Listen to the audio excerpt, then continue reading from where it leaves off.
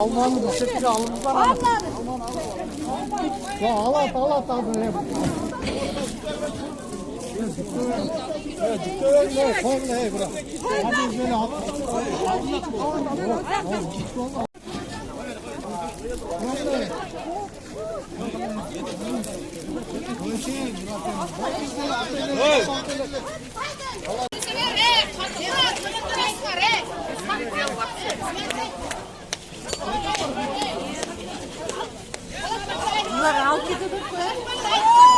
Как вы думаете, это правильно или нет?